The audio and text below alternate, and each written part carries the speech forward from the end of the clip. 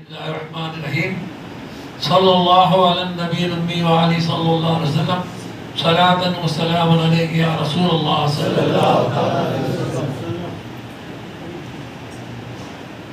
ہم امام اعظم ابو حنیفہ کے مسلک پہ چلنے والے لوگ ہیں۔ امام اعظم ابو حنیفہ کا جو دور، اس کو کتنے سال ہوئے؟ برسوں ہوا ہے۔ آپ نے اس دور میں کہا تھا کہ یہ اتنا پرفتن دور ہے کہ میں گوشہ نشین ہو جاؤں۔ اس دور کو آپ نے فرمایا تھا کہ اتنا پرفتن فتنوں سے بھرا ہوا یہ زمانہ ہے کہ میں گوشہ نشین ہو جاؤں۔ تو اب اس دور کی آپ بات نہیں کر سکتے۔ امام اعظم ابو حنیفہ کے دو واقعات اتنے مسلمانوں کے لیے عبرتناک ہیں، آپ سن لیں۔ ایک واقعہ اس سے تو لوگوں کی نظر میں بہت چھوٹا ہے، لیکن بہت بڑا سبق آموز ہی ہے۔ ایک مرتبہ امام اعظم ابو حنیفہ رضی اللہ تعالیٰ محلے سے گزر رہے تھے اور دو بچے کیچڑ میں اچھل کود کرتے تھے۔ تو آپ نے نصیحت کے طور پر بچوں کو کہا، بچہ نے ان کو ایسا ایک جملہ کہا کہ آپ ہمیشہ کے لیے حیران ہو گئے۔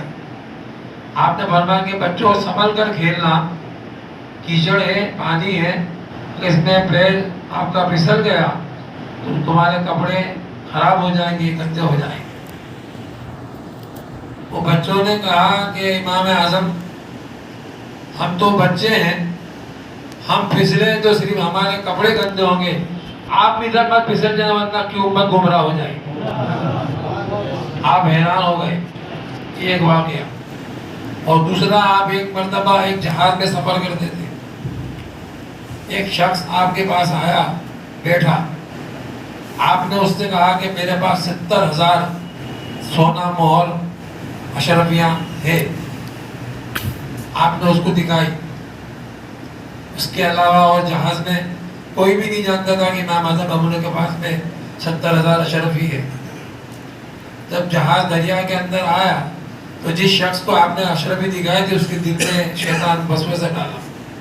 اس نے اعلان ہو کر کہا کہ بھائی میری 70,000 اشرفی چوری ہو گئی ہے۔ اس کو پتا تھا کہ امام اعظم ابو حنیفہ کے پاس 70,000 اشرفیاں ہیں۔ جو کشتی کا ملا تھا، اس نے کہا کہ بھائی دریا میں جہاز ہے، نہ کوئی گیا ہے نہ یہاں کوئی آیا ہے، آپ جہاز میں جتنے لوگ بیٹھے ان کی تلاشی لے لو۔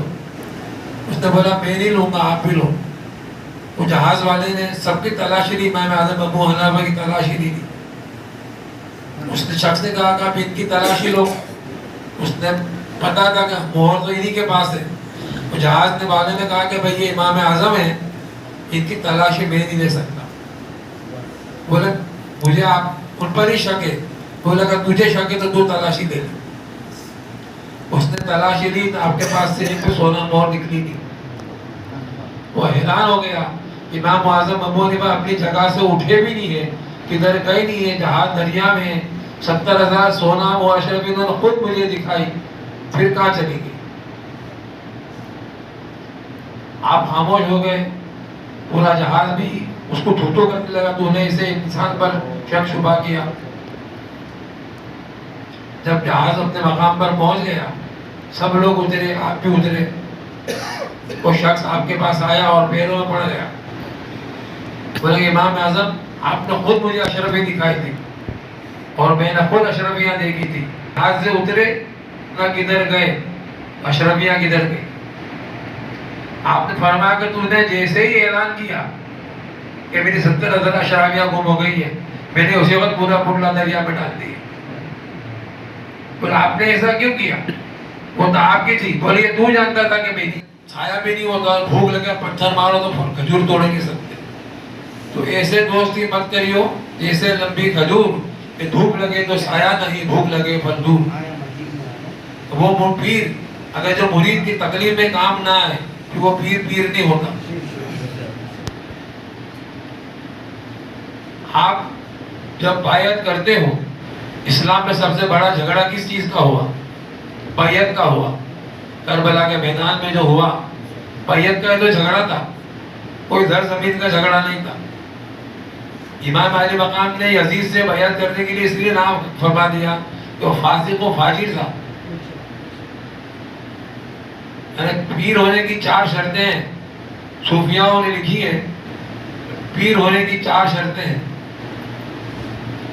ایک تو اس کا ظاہری دکھاؤ، یعنی اس کی داڑھی شریعت کے برابر ہو، فاسق و فاجر نہ ہو. دوسرا صوم و صلات کا پابند ہو، یعنی نماز روزے کا پابند ہو. تیسرا اس میں اتنا علم ہو، اگر اس کو کوئی مسئلہ در پیش آئے تو وہ کتابوں سے خود بخود مسئلے کا حل نکال لے. اور چوتھا جو خاص اہم، اس کا سلسلہ در سلسلہ سرکار دو علیہ وسلم تک کڑی بکڑی ملنا چاہیے. اگر بیچ میں ایک بھی کڑی ٹوٹ گئی وہ ختم ہو گیا، پھر وہ آپ اس کا بری دلی بن سکتے ہو، پیر نہیں کہلائے. آپ کو ایک سلسلہ بتا دوں جو وارث پاک کا سلسلہ ہے. دیوا شریف میں جن کا مزار حاجی وارث علی شاہ، ان کے والد قربان علی شاہ. وارث سلسلے میں آپ نے کسی کو خلافت نہیں دی.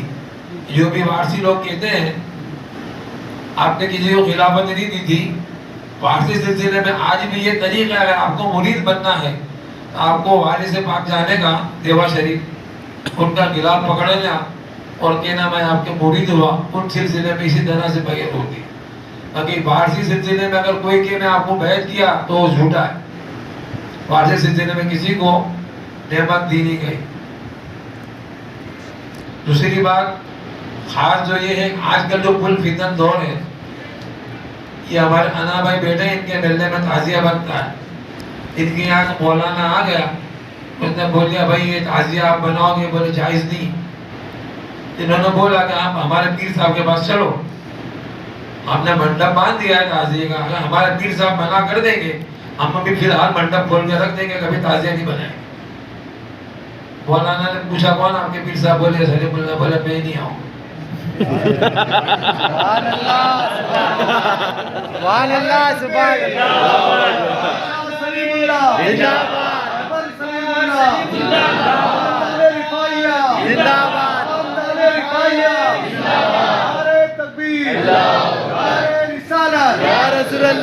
پر آپ کو بات کرنے کیا؟ بولے نہیں آپ بناؤ تعزیہ. سبحان اللہ. تب سے الحمدللہ بنتا ہے تعزیہ. اور جو یہ دلیل کرتے ہیں آج کے مولوی سنی کہ بھائی یہ تعزیہ جائز نہیں ہے، تو ناجائز ہونے کی کوئی بھی ایک شرط بتا دو قرآن و حدیث میں. سبحان اللہ. اگر کوئی چیز مباح ہے، منع ہے، ممنوع ہے تو اس کی دلیل ہے. آپ تعزیہ ناجائز ہونے کی ایک بھی دلیل بتا دو قرآن حدیث میں. تو بولے وہ امام حسین کا اگر کوئی جلوس نکالتا تو بولے امام زین العابدین نکالتے، آپ لوگ کیوں نکالتے ہو؟ بولے یہ تو وہی تبلیغی کے بعد ہوئی کہ بولے حضور کا میلاد النبی کا جلوس وہ نکالتے جو صحابی نکالتے. تبلیغی بھی تو یہی تو کہتے ہیں آپ اتنے میلاد النبی کا جلوس کیوں نکالتے ہو؟ کوئی صحابی نے تو جلوس نکالا نہیں. آپ کو پتہ ہی نہیں کہ صحابی نے جلوس نکالا کہ نہیں نکالا. اب ان دور میں تھے کہ آپ کو پتہ ہے. اور میں آپ کے امام حسین کے جلوس کی بات بتا دوں، بالکل اس میں اتنا بھی زیر زبر کا فرق نہیں ہے. آپ نے سب نے سنا ہے کہ حضور سرور کائنات نے امام علی مقام کے لیے سجدے کو طویل کر دیا تھا. آپ کے شان مبارک پر آپ سوال ہو گئے تھے. تو جب سبھی سجدے میں تھے تو دیکھا کس نے کہ حسین پشت پر ہے. سبحان اللہ. جب سبھی سجدے میں تھے تو یہ حسین پشت پر یہ دیکھا کس نے؟ ایک صحابی نے کہا میں اٹھا. تب لمبا عرصہ ہو گیا تو میں سمجھا کہ کیا وہ اللہ کے رسول پر وحی نازل ہو گئی یا خدا نے کہا کوئی بری خبر ہے. تو جیسے میں نے دیکھا تو امام علی مقام حضور کے پشت پر سوار تھے. میں پھر سجدے میں چلا گیا. سبحان اللہ سبحان اللہ. اب جب حضور ثنا پڑھتے تھے سبحان ربی الاعلیٰ تو حضور کو یہ خیال آیا کہ نہیں حسین کندھے پر ہے؟ بے شک حضور کو یہ خیال آیا تبھی تو انہوں نے سجدہ طویل کیا کہ حسین کندھے پر ہے، پشت پر ہے۔ جب آپ تشریف فرماؤ نیچے، آپ نے رکوع کھڑے ہوئے درود شریف پڑھا، تحیات پڑھی، سلام پڑھا، پھر دیا، تو حضور نے نماز دہرائی؟ تو حضور کو امام حسین کا خیال آیا تو نماز میں تو اگر دنیا کا خیال آ گیا تو نماز کو دہرانی پڑتی ہے۔ تو حضور دین تھے کہ دنیا تھے؟ دین تھے۔ اگر دنیا کا خیال ہوتا تو حضور نماز دہرا لیتے۔ حضور کو حسین کا خیال آیا تو حسین کیا ہوئے؟ جبھی سرکار غریب نواز نے کہا کہ شاہست تو حسین، بادشاہ تو حسین، دیاست تو حسین، دی پناہ تو حسین، سرداد نہ داد دست دلتے دی، حقا کے بنا لا الہ تو حسین۔ تو حضور کیا ہوئے؟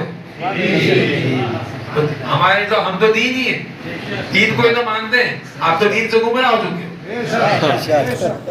اب بتا دو حسین کا جلوس، مدینہ کی تاریخ گواہ ہے کہ حضور سرور کائنات سرکار علیہ وسلم امام علی مقام کو پشت پر کھندے پر بٹھاتے تھے، اور آپ کی زلفیں تھی، امام علی مقام زلفوں کو پکڑے لیتے تھے، یہ بولے میرے اونٹ کی نکیل ہے، رسی ہے،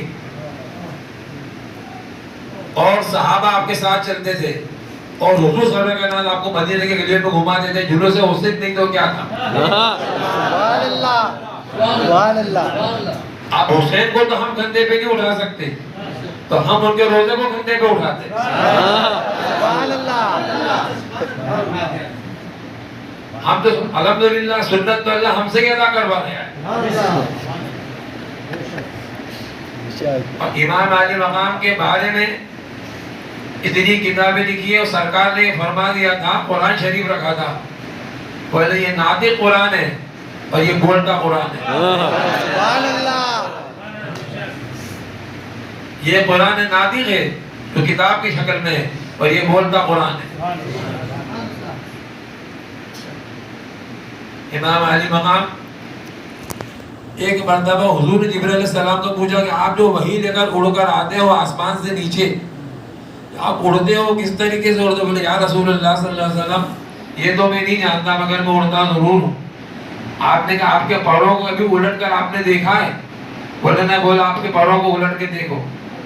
جب پر کو الٹا تو ایک بار امام حسن ایک بار امام حسین نے کہا، بولے صرف نام کی برکت ہے جو آپ اڑ کر آتے ہو جاتے۔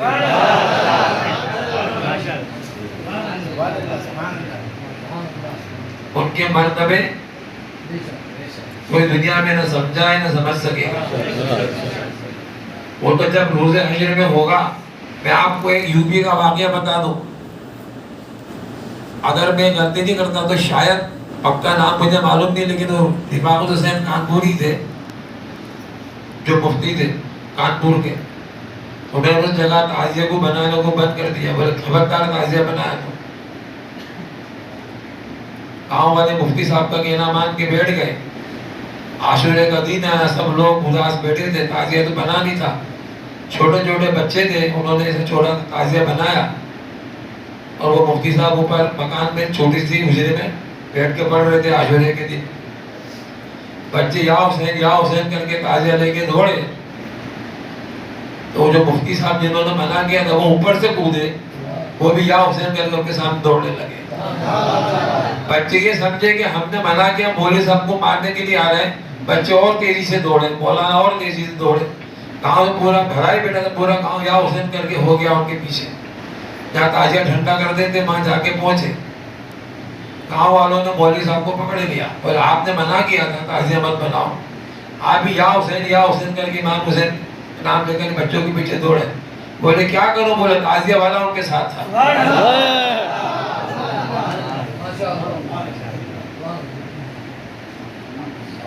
ہم اگر کوئی شادی بیاہ کرتے ہیں تو پٹاخے پھوڑتے ہیں، دوسرے اور کوئی ہم لوگ کام کرتے ہیں، تو آپ شادی کو حرام کہہ سکتے ہیں؟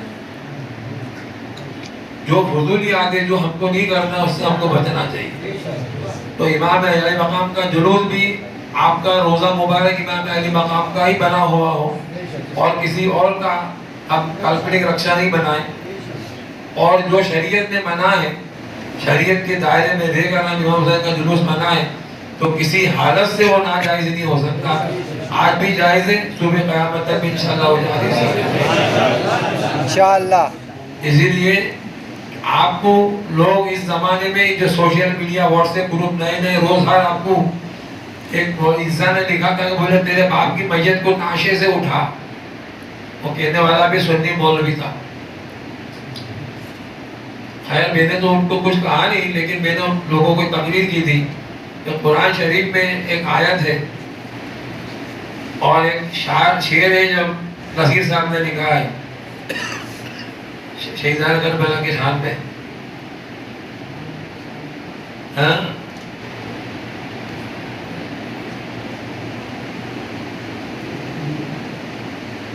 शेवा नहीं का शियों का,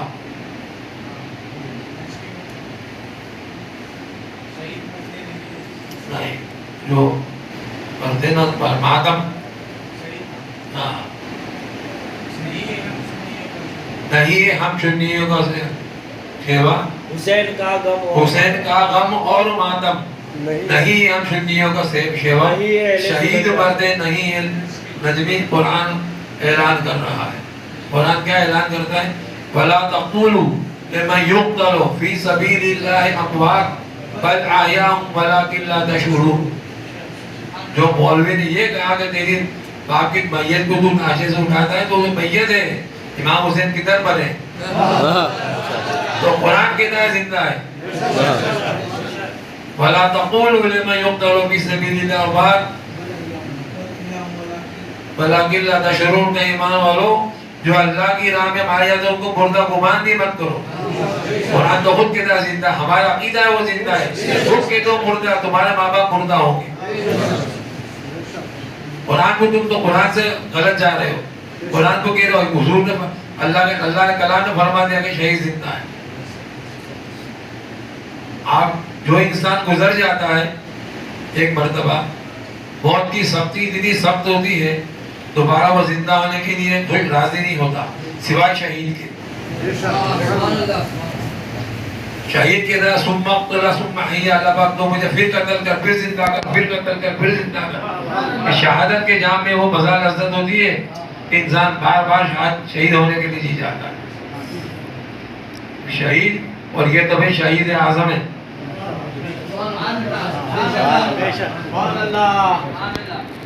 शहादत तो बहुत से दुनिया में लोगों ने पाई, सहाबियों ने भी पाई, मौला कायनात ने भी शहादत पाई, मगर जो शहादत का मर्जा इमाम आले मकाम का है वो शहीदी में किसी का नहीं।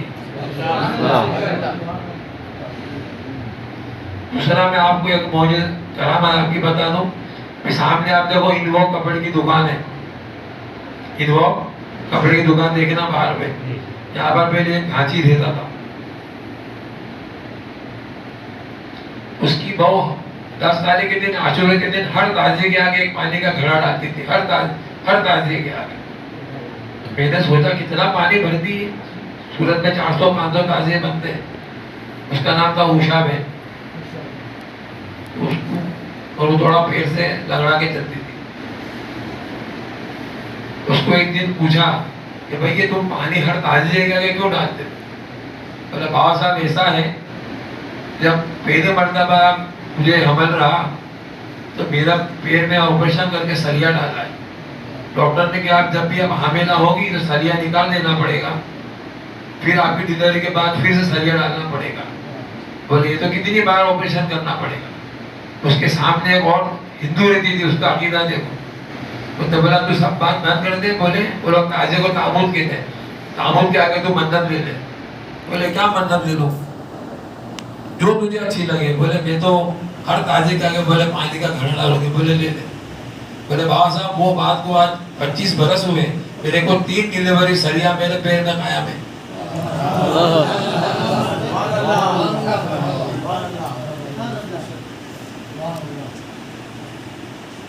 ये तो ऐसे तो कई करिश्मे हैं। आपने जिसने जूनी खान का शरीफ देखी होगी ना, जूनी खान का शरीफ, हम छेले तबके पर ताजिया बिठा देते हैं। हमारे यहाँ एक यहूदी एक इंस्पेक्टर थे, एरोलकर साहब करके, حضرت کے ساتھ ان کا بہت اچھا تعلق تھا. تو وہ تعزیہ بٹھا دیا تھا, پردہ باندھ دیا تھا, ساتھ میں چاند کو پردہ کھولتے ہیں. وہ سلامی کے لیے آئے تو محمد کا پنجہ ایسا ہل رہا تھا. بولے سلیم باغ صاحب دیکھیے, بولے پنجہ ہل رہا ہے. بولے ارگل صاحب وہ تو یہ بس صرف جاتی ہی اپنا خانقاہ شریف میں تو وہ ڈھونڈتا ہے تو ہلتا ہے. بولے ایسا؟ بولے ہاں. بولے آپ کھڑے رہو. اب بولے تو اب کوئی بس نہیں جا رہی, یہ بھی پنجہ ہل رہا ہے. تو حضرت نے بولا ٹھیک ہے کام کرو. بولے پردہ کھول دو اور دونوں تخت کو تعزیے کے ساتھ اٹھا کے بیچ کے کھنڈ میں لیا. بیچ کے کھنڈ میں تعزیہ کو محفل خانے میں رکھ دیا تو پنجہ ہلنے کا بند ہو گیا. سلیم بھائی آپ نے وہاں سے یہاں لینے کا کیا مقصد؟ بولے وہاں ہلتا تھا, یہاں نہیں ہل رہا.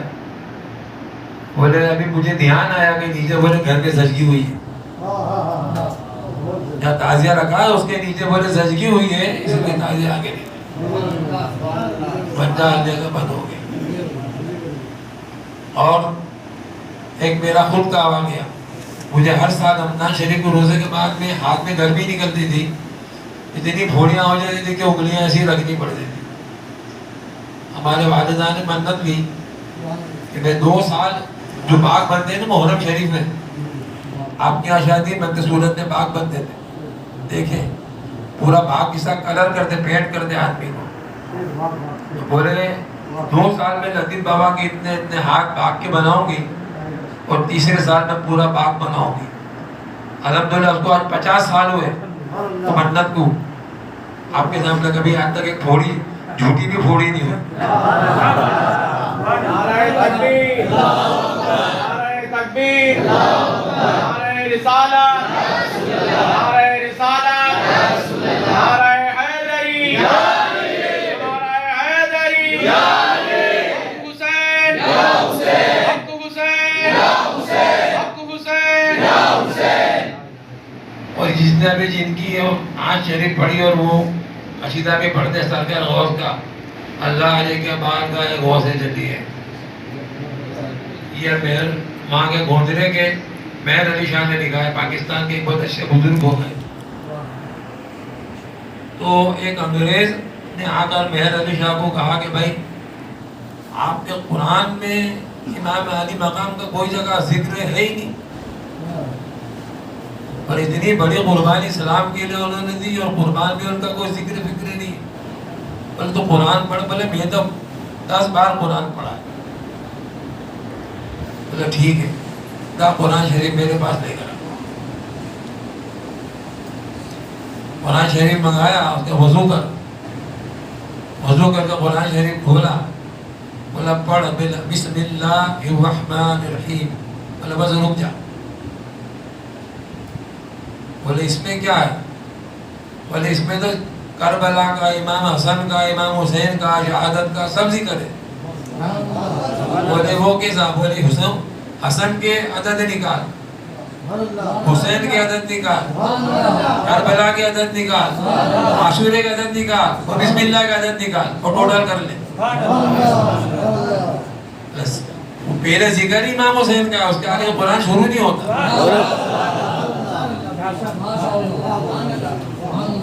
آدمی کلمہ پڑھ لیا. مہر علی شاہ پاکستان کے بہت بزرگ ہیں, انہوں نے جو من کے وقت کی. اب سرکار غوث کا 1-2 مصرے پڑھتے ہیں. سیدنا احمد طبیر صاحب کے امداد کے والصلاۃ والسلام. وہ باہر نیاز رکھیے, وہ اندر